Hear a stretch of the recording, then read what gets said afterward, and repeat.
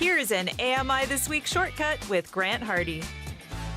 I've always believed that we would learn so much and we get so much perspective in travel that we can't gain in any other way, certainly as quickly. My name is Tova Sherman. I go by she, her. I'm the CEO of ReachAbility Association, as well as an avid traveler with disability. Well, in my case, as a person who lives on the ADHD spectrum, and that is in my case as well, comorbid with anxiety disorder, you can imagine the stress that I might feel when I travel. I think everyone feels a lot of stress when they travel, and I certainly understand that. But I really want to make the distinction for those of us who live on the spectrum and also live with an anxiety disorder. It's a little bit different, and we do sometimes require accommodation that isn't necessarily a natural instinct. Lee Gonzalez, an avid traveler and brain injury survivor, can certainly relate to experiencing challenges traveling. It's scary. It really throws you off because I have to probably pay attention to things at an elevated level. So not only do I have some mobility issues, but the sound comes in one ear and not the other one. So there's that dynamic in the space. And then walking is a challenge. You know, I've been able to progress past a walker. I can use a cane, but not for long distances. So in an airport, as an example, you know, the distances, now the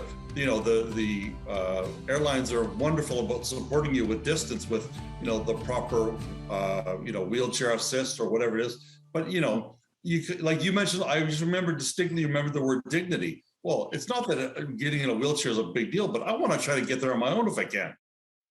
On the whole, Tova knows travel must be more accessible since travelers with disabilities are a growing market. We will all have,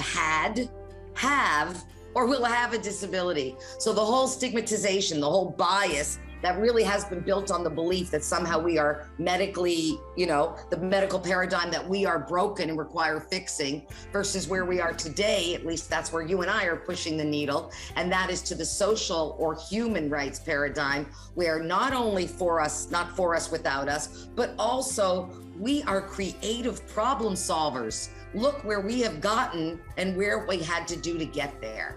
We are the people you want on your team. So Tova is trying to level the playing field thanks to her social enterprise, ReachAbility. ReachAbility is a real grassroots agency that is focused and dedicated on making sure that the playing field is truly equal as one person at a time.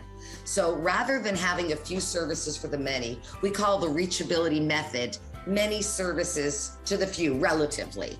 So we're working with 500 people who identify as having diverse needs, diverse realities, but have always been marginalized. Because what we're trying to do is not just support the marginalized community members, but support the community that needs to welcome us in an equalized fashion.